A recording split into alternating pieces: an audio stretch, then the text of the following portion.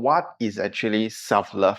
I feel that a lot of people misunderstand what self-love is, that you may think about it like, maybe spending time with yourself, maybe doing your manicure, pedicure, having a good spa, have a good massage, a good me time, just being with yourself. I won't deny that's part of self-love, but actually it can go a lot more deeper. So I want to dive in deep into this topic of what is actually self-love, okay? So self-love. So before we talk about self-love, I feel it's important to split this up and talk about what is self. Because if you're talking about dog's love or cat's love or pet's love, then it's important, the subject is important itself, the love for cat, the love for dog is going to be different.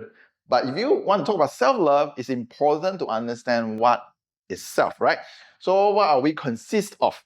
So in general, we consist of our body, right? Our flesh, our bones, our blood vessels, our organs and stuff like that. That's number one. So what else? Two, our mind. Three, our emotions as well. Four is the main driving force of human being is our soul. So I feel it's important when we think about self-love, we think from these four different aspects, of self. So we should ask ourselves, how do we love our body? What have we done, to actually giving love, giving attention, giving acknowledgement, caring for our physical body? So I want you to maybe even pause the video for a while, just be quiet for a while and think about, what have you done in your life that you actually really prioritizing your physical body and really showing love, showing care to your body. So what can you do, to love your body? Maybe this is the first time you think about it, but I want you to just pause the video for a while and just think for a while. What does it mean, loving your body? Is it just spending cleaning up yourself, having a good shower, a good spa, a good massage, or what else, What is the body needs? Have you ever thought of that? What is your body needs? In order to love someone, for example, maybe not your body, to love your kids, love your friends, love your spouse, your girlfriend, boyfriend, your parent. How do we love them? It's actually, you must understand their needs first, right? Then you provide the needs. Because that's what they want, that's what they need, and then you provide it, So I feel important, if we don't know the need of our body, how do we actually even love our body? Is impossible. So how do you tune in to love your body? It means you have to start listening. You have to start really listening to your body. Some of you may be, hey, it's just a body. How do I listen to my body? You have to really be quiet enough to listen to the whisper and the needs, of your physical body. Maybe your body needs a different lifestyle. Maybe you need to sleep a bit early. Maybe your body has been nudging you to do that. Maybe you need to have a different diet. Maybe you need to start exercising. Maybe you need different type of vitamins. You never know.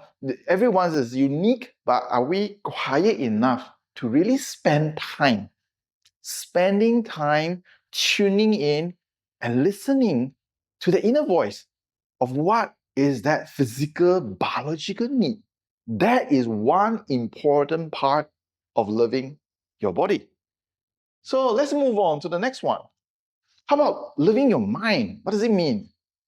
I want you to think about your thoughts, all the running thoughts. We have millions of thoughts passing by every single day. And every second we have so many thoughts, passing by, random thoughts jumping here and there. All these mind chatters. Are they loving thoughts? If they are not loving thoughts, have we actually spent some time observing what have we been thinking by default? What is in our mindset by default? Are all these thoughts supportive and loving enough, to support a healthy living? Or conscious living is important in this sense. we have to also listen and observe.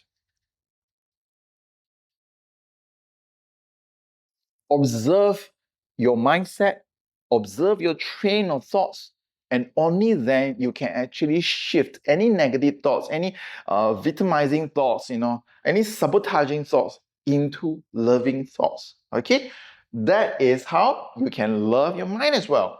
So how about loving your emotions? Although they may, some of you may feel that they are light, but this in this context of explanation, this is more of your thoughts.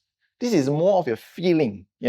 So how do you love your feeling? Are you feeling positive all the time? Are you feeling loving all the time? Or have you been, feeling bad, feeling down, feeling lousy, feeling depressed? What is your default feeling? Do you give them attention?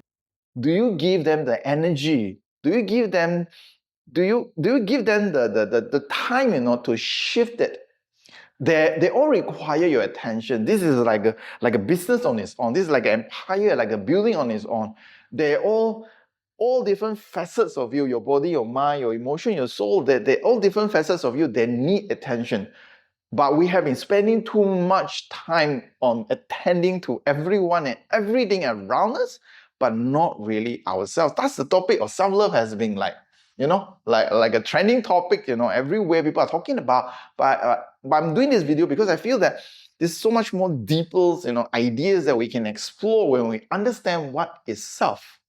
So this, in order to love emotions, it means you listen, you observe, all the emotions inside you. Are they loving? And really spending time having the emotional closure or making peace with those, unresolved feelings. And those are important steps of loving yourself. And the last part, which is the most, I would say, the most abstract concept, about loving your soul. What does it mean? If it makes it harder for you to visualize, a lot of people relate that, it's like your heart sense, it's like your intuitions, it's like a gut feel, it makes it easier for you to relate. It's a big driving force inside you that is like the most original essence of who you are inside you is your soul, actually. And that, are you aware? Are you aware of your heart voice? Or you have been making decisions just purely, or from the logical computation and analysis, maybe your heart sometimes tell you to turn to the right side, but your mind always tell you to turn to the left side, So do you really honor that part of your soul? And that is important of part of self-love, because your soul is the main driving force for your entire life. So I feel loving your soul, the simplest steps you can take, initially, is really learning to tune in to your heart and really listening to it and execute it, and see for yourself that how loving your soul can actually, allowing the soul, of yours to actually flourish, and let that part of that divinity part of you to actually outshines, your life, and you're going to see beautiful things. You're going to see beautiful things that will come to you and be attracted to you. Because if the universe has given our mind and our heart, they both have important significance, to us, in living a healthy and balanced life. So to conclude, I feel self-love is really about applying, really spending time listening and observing the needs of our body, our mind, our emotion, and our soul. And once we fulfill them, it means that we have actually accept, we have honored, ourselves, through loving ourselves. I hope with this video, it give you a deeper understanding of what you can do, to love yourself more, so that you can really live a life of no regret, and you can really live a fulfilled, life. So thank you for tuning in.